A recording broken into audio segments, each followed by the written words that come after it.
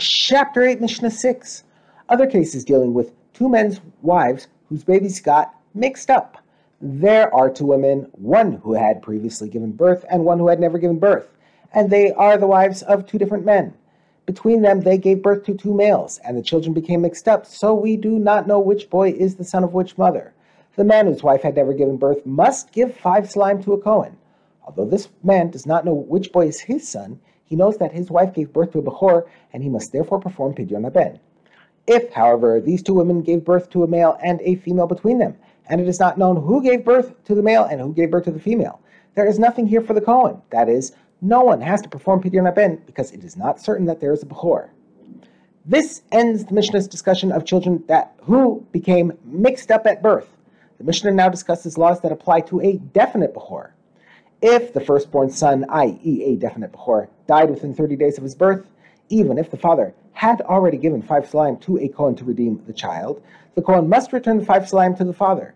Since the Bechor died within 30 days, the father was never obligated to perform Pidyon Haben. The Kohen thus holds the money unlawfully and must return it. If the Bechor died after 30 days, even if the father did not yet give the money to a Kohen, he must give it now. Once the boy lives for 30 days, the obligation to redeem him takes effect, and the father owes the redemption money to the Kohen.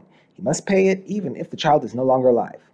If a Bechor died on the 30th day after his birth, it is the same as if he died on the previous day, the 29th day.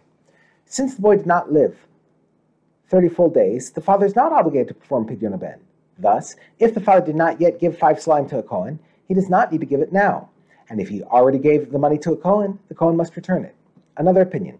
Rabbi Akiva says, if the child dies on the 30th day, then if the father already gave the redemption money, he does not take it back. But if he did not yet give it, he does not need to give it.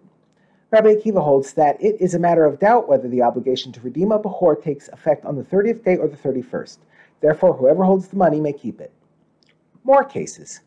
If the father of a Bechor died within 30 days of the child's birth, and we do not know whether he redeemed his son or not, the child is presumed not to have been redeemed, since people do not usually redeem their sons before they are required to do so.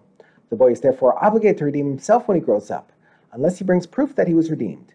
But if the father died after his son was 30 days old, the child is presumed to have been redeemed, unless people tell him that he was not redeemed. The Mishnah discusses a case in which a Bechor is born to a father who is himself a Bechor who was never redeemed by his own father, and his own father, the baby's grandfather, has since died. The baby's father thus has an obligation to redeem both himself and his son.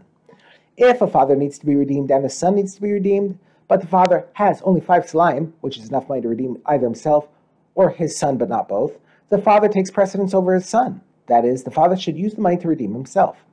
Rabbi Yehuda says his son takes precedence over him because the mitzvah of redeeming himself was his father's mitzvah, whereas the mitzvah of redeeming his son is his own mitzvah.